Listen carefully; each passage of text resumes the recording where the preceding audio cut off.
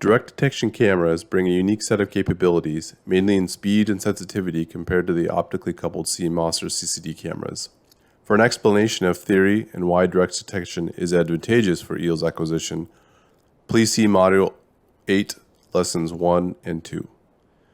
Direct detection cameras allow us to acquire spectrum images in a different manner that is more favorable for preserving sample and data integrity.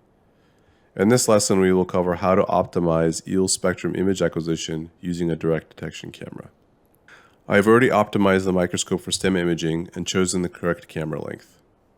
In this case, I'm using a JWL f200 with a spot size of 5. The camera length is 50 millimeters, which gives me a collection to convergence angle ratio of roughly 3:1. I've centered the bright field disk using the stem alignment tool that we covered in Module 5, Lesson 2.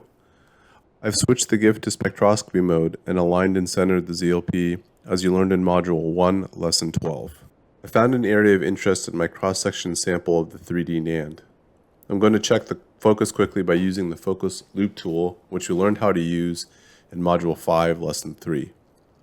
In this lesson, I will be using the K3 camera, but the same concepts will apply to the Stella camera. Using an optically coupled CCD camera, the pixel dwell times had to be longer due to several sources of noise. A two-dimensional array is set up in the standard way, with a single spectrum image pass chosen. I choose a pixel dwell time that will give me a sufficient signal-to-noise ratio in the spectra. Since the ROI is larger, the acquisition time will take approximately 33 minutes. Drift correction is set up by placing a reference box around a feature with strong contrast. When the data is acquired in a single frame, the acquisition must be stopped at a specific frequency. In this case, I will set the drift correction frequency to every 30 rows.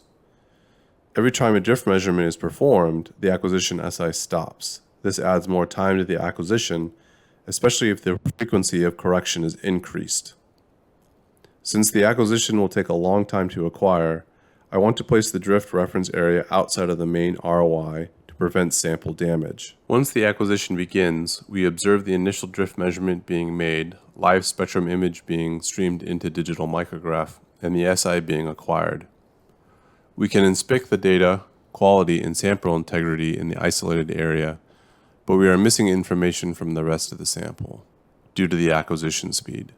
If anything had happened to the sample in an area that we can't view yet, or sample drift rendered the dataset useless, we would need to start over again.